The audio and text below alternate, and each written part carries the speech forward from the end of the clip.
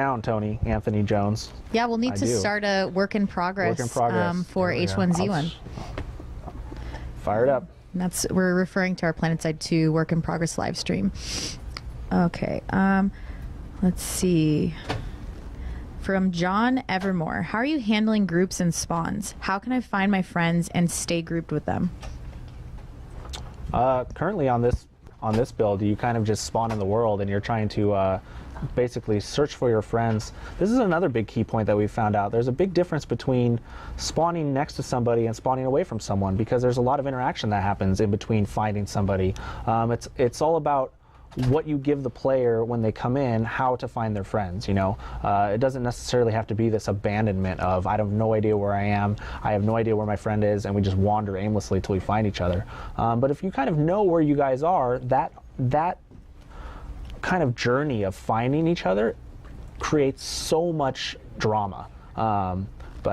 Anyways, currently right now it's something we haven't actually nailed down. But right now you'll just spawn in the world, you know, just at a random location. Yeah, actually, as Adam said, it's something we've talked about quite a bit, and it's actually something that, like, I'm pretty adamant about personally. This is something that's cool about the way we're developing this game. Is I walk over to Adam and it starts a discussion. Next thing we know, some of us are mad at each other by the end of the conversation, but that's good because we really do feel strongly about certain ways we want the game to be played out.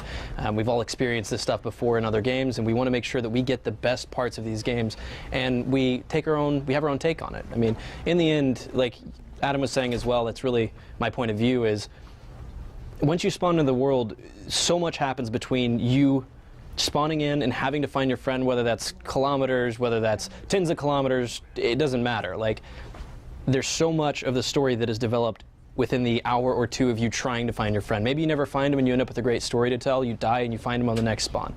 But that is a huge part of the game for a lot of people, I know that. Yeah.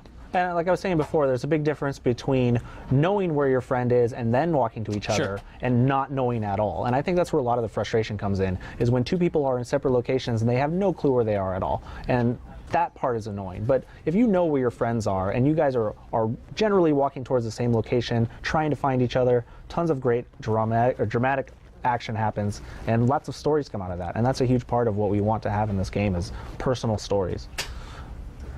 So Kagorsa wants to know, will there be moon cycles? They have darker and lighter nights during the in-game month and affecting gameplay. Is that something we can actually do? What? Can we have moon cycles? Like new moons and moons getting darker, lighter? We could actually ask. Let's go ask Favali, right? Doesn't Favali? Yates. You want to ask Yates? Yeah, Yates would be the guy to answer that question. All right. See, this is what's great about actually being in the studio, is it's not like, sorry, Yates isn't here right now. We can actually just go ambush him in his office, and that's great. That's hey, Bill, is Bill over there? Right? Yes. I love that Adam just stood up in the camera. He's like, oh my God, where's it going? Hey, Bill. Yeah. We have a question from one of the people. Yeah. The question was, is the camera here? Okay. Yeah. The question was, Sprite, is being able to create a moon cycle something that we can do? So it's like starts off with a full moon and then it goes through and then it's a new moon. So every night it could be a different night, like light out for moonlight. Is that even something that we can actually make? It's possible right now. Right now, it's not. The system right now is a little bit more of a static. Can they hear cycle. Oh, can they hear Bill? Actually, we should get the roaming camera. Or the roaming mic. Sorry. Someone do my voice for me. Yeah. He has a mic on top of there. So Okay. That guy right there, actually, going to turn the camera on. Oh, there you go. See Favali. That's the guy who's actually going to probably enable that to happen. Him and I both talked about cycles of the moon, weather,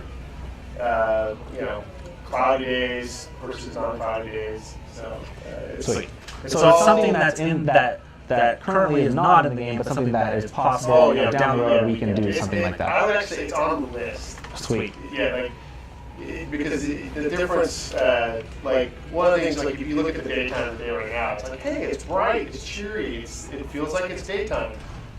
And one of the things that makes creepy daytime is things like it's overcast or it's foggy.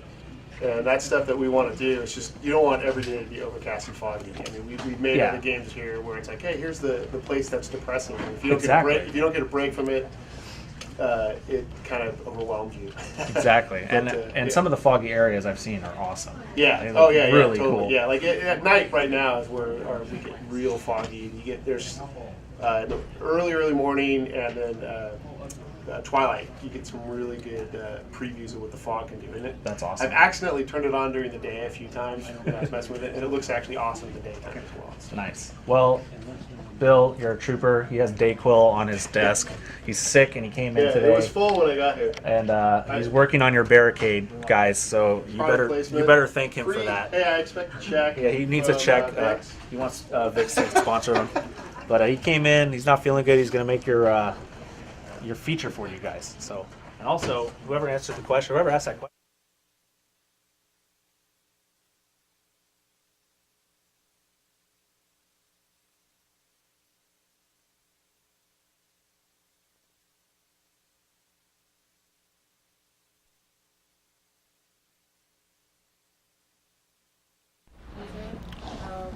So, Oh, my mic's back on, sorry.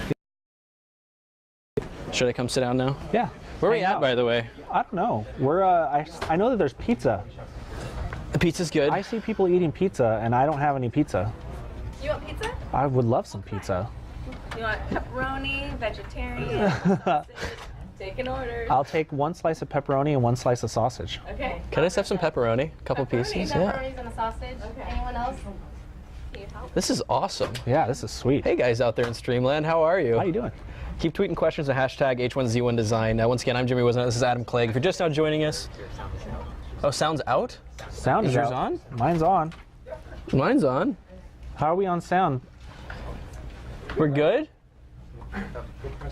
Are they trolling us in chat? Because that's definitely a possibility. press is trolling us. Press is not trolling. Press is not trolling us. They're saying you guys sound back. You're good. We're good. Oh, we're Sound is good. back. Okay. Awesome. All right. Well, Chat wants pizza apparently. Well, All right. I'm sorry, Chad. All right. Well, what I just said essentially is Tony's just munching on some pizza. No, what I just said was make sure you're still tweeting your questions, hashtag H1Z1 Design. It is this time right about 12:35. Sorry, there's a very bright light. I'm trying to actually refocus on my watch. We'll be going until 9 p.m. Pacific tonight. We're still developing the features. Here in a little bit, I hope to be able to find some of the players, a lot of the press that's here right now, and get a chance to really see them playing the game, talk to them with some about some of the features and what we're working on. And beyond that, get some progress updates on development. Kind of show you guys earlier, like we saw the wolf over there with Brad. Yeah, I'm looking forward to the in-progress stuff that we saw earlier. I want to see that wolf, and I want to see. Well, we're. Sure. It's the closest Oh thing to my God. sausage I could find. Oh, thanks. Thank you. But I only brought you one still. Why? I ate like 7 pieces of You pizza. told me Raquel, one pepperoni. she's so awesome. I did exactly I'm what sorry. Thank you, Nothing more. Jimmy. You're gonna eat on stream? Yeah.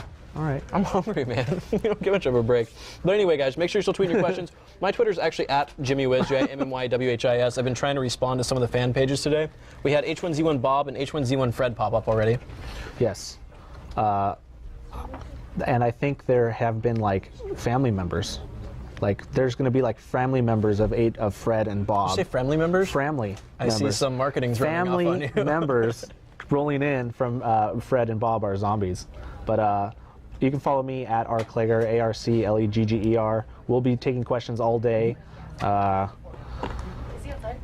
Oh, sorry, I've been reading chat all day, actually. It's been a lot of fun. Actually, that's true. I'm enjoying the trolling. I'm enjoying the legitimate questions. So far, you guys seem pretty excited. Just as excited as we are. If there's any way, like if we have something we can roll or take a quick break so we can kind of catch up on development and Tour outside if you want. you can tour outside, awesome. Let's go show everyone outside. Let's do it. Can I munch on pizza while I do it? do it. Awesome. Let's do it. Go, Jimmy. Go. And then, Oh, you good. guys stay here because I'm going to take you guys into the U Lab to start playing. And then, All right. Clegg, can you stay Am I going to need to keep this mic on, Yeah. the lav on, or you can use the camera? Stay in the U Lab with us. Okay. Yes. Yes. So, if you guys are in the San Diego area, we are allowing some players and press and just various people in. Anyone's more than welcome to come by. You can see right now we just have some pizza out here. Got a little bit of a few snacks, some sodas. I don't even know, I don't know what we're doing with the TVs over here, though. We'll have to find out. It's gonna be really windy. Probably a lot of noise on the mic. What if I walk like this? Yeah. Can I walk like a crab? Will that help? So we don't get wind noise? It's a little bit of Maybe? All right. What's going on, guys? Not much. How you doing? I'm excited. You're okay with the camera, right? Is that cool? What do you guys excited? Well, now the camera's here, you know, that's just leveling up my excitement. That's right, you gotta be 110%. That's the goal, man. 110%. That is the 10% that just showed up. I was already at 100. This is probably the most unprofessional thing I've ever done on camera. Just walking around with pizza, like just talking up to random people. How are you guys doing? Like, where are you from? Did you just drive up here? We're from Razor. Okay. Came down, checked Oh us out. shoot, I didn't know that. Yeah. Razor, ladies and gentlemen, check us out. Yeah, we're coming down, checking it out. I'm excited for this. You know, I got into DayZ back in the day, and I'm hoping for like a better, refined version of it. So Sure. I'm waiting for the next evolution of that genre. Sure, I just realized something. Yes. Should we have a mic out here for them? Or are we good? well, all right. Continuing on with the theme. Sure. right. Well, once again, if you guys are just joining us, this is something that's kind of spur of the moment. We decided to do this, and preparation's there, but we really didn't know what to expect as this started coming together, and so far been a lot of fun. Hope you guys are enjoying it. I'm just enjoying some pizza. Like, this is kind of weird. I guess let's keep walking around and showing some things. All right. We'll see you guys in a little bit. But out here right now, I'm looking at myself on stream. I hope there's a wonderful echo for you guys. The wind noise doesn't sound bad.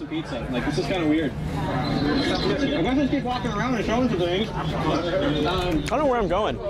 Seems all right. Seems good. Sorry, I'm watching myself in delay on the TV. I wonder if we could hear you. I don't know. This is extremely bad. I'm just enjoying the cord wrangling that's going on. I'm going to see if I can get wrapped around a bunch of chairs. DePriest. Johnson, you got a sec? Yeah, man. Come over here. You're gonna have to like talk like by my chest. Here, come here. Come back inside so we get some decent lighting. Gotcha. So far today, like, what have you guys been working on? Well, since we talked last, it's been Melee. I'm putting in the uppercut, first person. Oh, so we're getting the first person variation. You guys saw earlier in the. Let me back up. We did talk about the feature we're doing today, which is the barricades, but obviously day-to-day operation with other departments who aren't directly involved continues onward. So these guys right here, Sean Johnson's our animator, and he's working on the first-person side of things typically, and as well as third-person, player animations, all that fun stuff. Sean DePriest here is our tech animator, so he deals with the networks and Morpheme, which we'll have to like show you in detail or something later. It's incredibly hard. Yeah, like I'm starting to learn a little bit of Morpheme just so I can help debug things, but it's pretty cool what we're able to do with the system. It's very robust.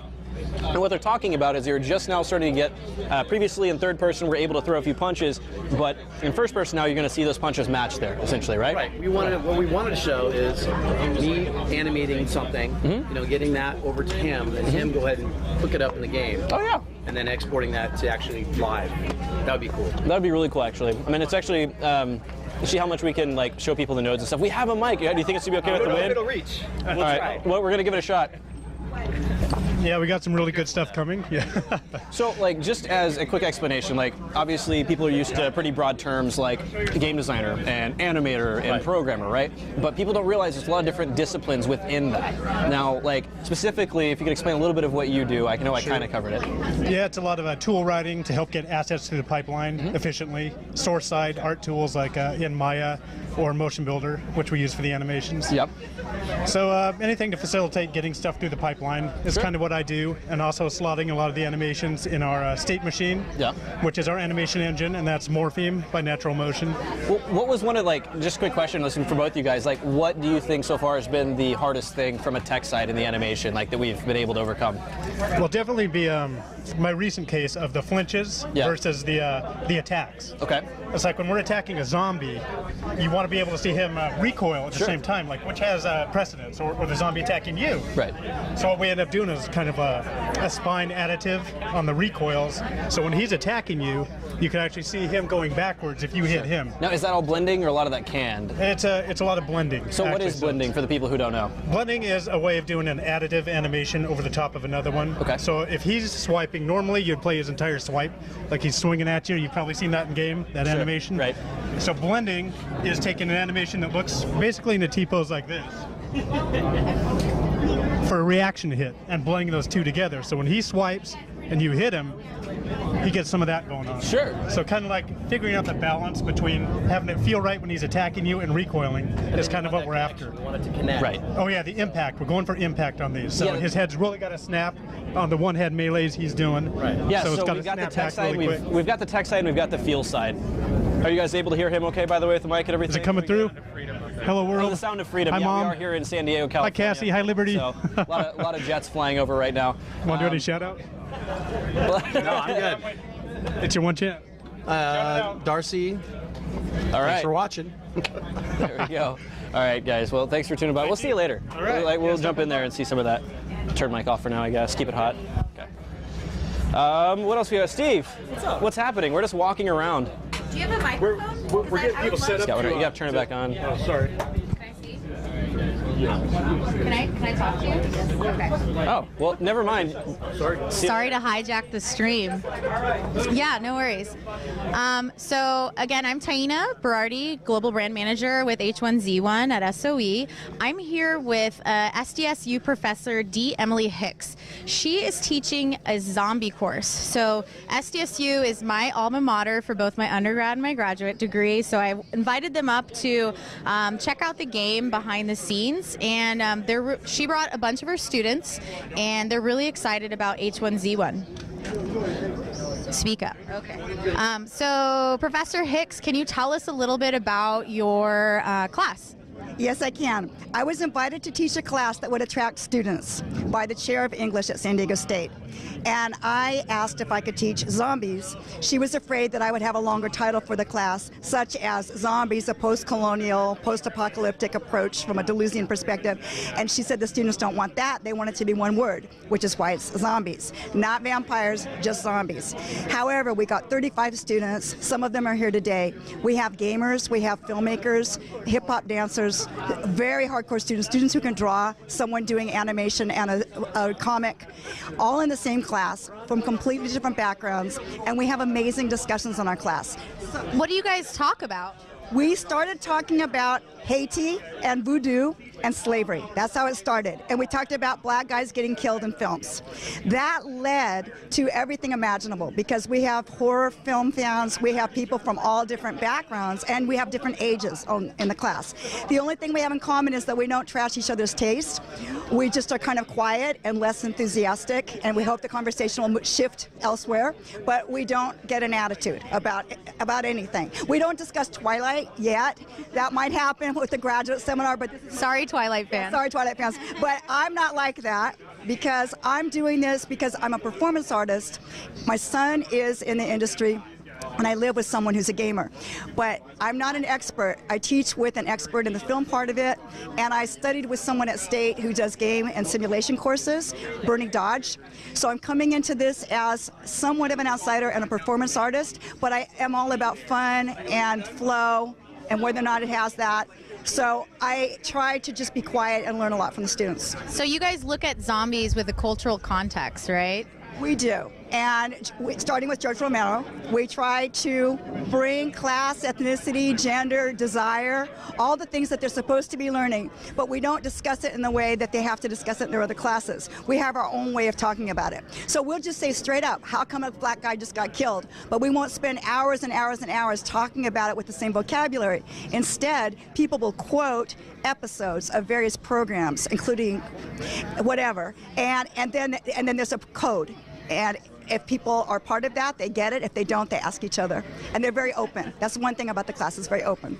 Got it. Well, we're so glad to have you here. We're going to have a part of the live stream be a discussion with you and you guys in the dev team. Is this a class that's going to continue on for next semester? Yes, we're doing next semester this class, and as I mentioned, we will also add one other element to it, but still with a zombies focus. So it'll be zombies, horror, and vampires. And then in the spring, it'll be all zombies again. Got it. So you guys heard it first, a San Diego State zombie class. If you're in Southern California, you might want to check it out. Thank you so much. Let's see who else we can find. Oh, Jimmy. Hi. Oh. I'm still eating. I didn't have time for breakfast. We are just now eating lunch. Zombies love pizza. Somewhat. I mean, in our game they won't, but I mean, Yeah. I guess, you know. Maybe somebody found a really, really old box of pizza. That'd be disgusting. It'd be pretty gross. Okay. Yeah. What's the status on the build? Right now we're waiting about 10 minutes, and we're going to be jumping over. Right now we're getting some people over to our other area of the building. We're going to have them play. So, and actually, realistically, for the archiving purposes, the stream, we have to take a quick little break here in about, I don't know, about 10 minutes or less. Cool. Well, maybe you guys can just check out the scene on the outside at our community event. This is H1Z1's live stream. We've invited a bunch of community members to come and check out the game and give us some feedback on development and really work with us to develop a key feature, which is the barricades, right? Yep. The key feature today is barricades. So, kind of the run of the day is from 12 to 5 we'll be talking with the dev team, talking with community, showing some of our gameplay, kind of going through some of the features. And then the really cool part is from 5 to 9, these guys are going to drink a lot of Red Bull, and they're going to work minute by minute to get these barricade features in. And we're all rooting for them. It's a hard job, but somebody's got to do it. Yeah, we've got a couple stretch goals there as well. We'll see how that turns out. I just want to reiterate, I'll be doing it throughout the stream, so hate me in chat, that's fine. But hashtag H1Z1 Design, make sure you're tweeting your questions pertaining to this feature or general gameplay to that hashtag. We'll be trying to grab those throughout this stream, which we still have another good, actually more than 8 hours left. So yeah, you guys have been asking some really cool and interesting questions, so make sure you tweet us, H1Z1 Design. You can also reach Jimmy at JimmyWiz. Yep. I'm Taina Berardi, at Taina Berardi, if you want to tweet me too. Cool. Cool. I think we're just going to shoot some B-roll footage for now and let these guys set up, and we'll be back. See you soon. Bye.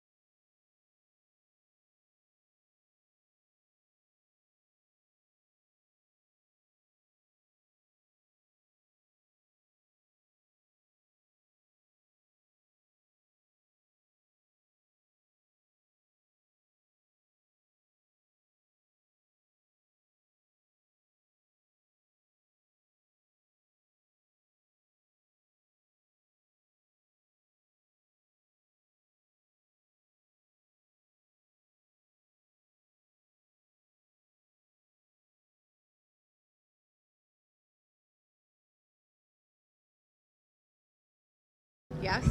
So, what is your favorite zombie movie? Favorite zombie movie? Putting you on the spot. I know, there's so many of them. I'm probably going to have to go with the Dead Space one, because it's a psychological sort of horror. It's a little bit different than just the flesh-eating zombies that we always see. Because there's a bunch of different types of zombie movies. I'm sure you guys discussed this, right? Oh, yeah. There's all kinds. I mean, we even get into comparing how certain... even yesterday we had a presentation from one of the other students how zombies aren't just undead monsters. They're sometimes can be portrayed in movies through people who have lost their control of themselves. They only live for like base cravings and just all kinds of stuff. It's just very different. Very interesting. Do you guys get into heated debates in the classroom about zombie types? All kinds, yeah. Well, the classic walking versus running versus can we domesticate them. It's basically all the stereotypical arguments that you might have heard before. We've gone over that and sort of tried to move past that into what are zombies that we haven't talked about before. We've even talked about, say, the future and technology and the movement towards like transhumanity sort of stuff, where if you're no longer human, you're sort of ex-human. Yeah, I've actually read some stuff about we're actually all zombies now because we're constantly on our phones and constantly just zoned out with TV. So I guess it's your interpretation, right? Yeah. I mean, we're 50-50 on that. Most people, we don't agree with the cell phone thing because it's just communication, just where we're at. but other people see it differently because you're not present in the moment anymore. So they say that you're kind of zombie-like. So you're here to see H1Z1. Do you game? All the time. All the time? All the time. What are your favorite games? My favorite games are actually not video games. They're tabletop games where it's collaborative storytelling. But as far as video games go, favorite ones, Dead Space, DayZ right now, just because people are crazy. It's really fun just competing against other people. All the competitive stuff, basically. Very nice, very nice. So tell me a little bit more about what you expect to get out of this zombie class. I mean, is this something that you're going to put on your resume? You're a zombie expert? I hope so.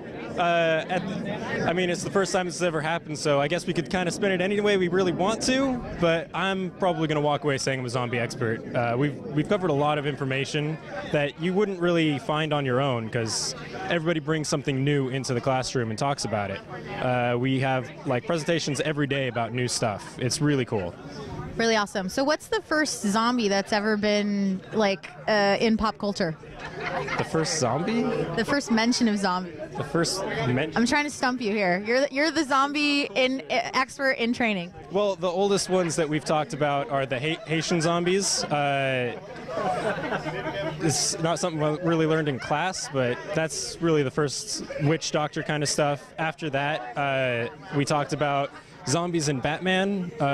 One of my friends over here did a presentation on that, like in 1943, like black and white. Batman's wearing like pajama costume. It's really funny. And then, you know, Night of the Living Dead is really the staple that got everybody into it. And scared. Yeah, basically.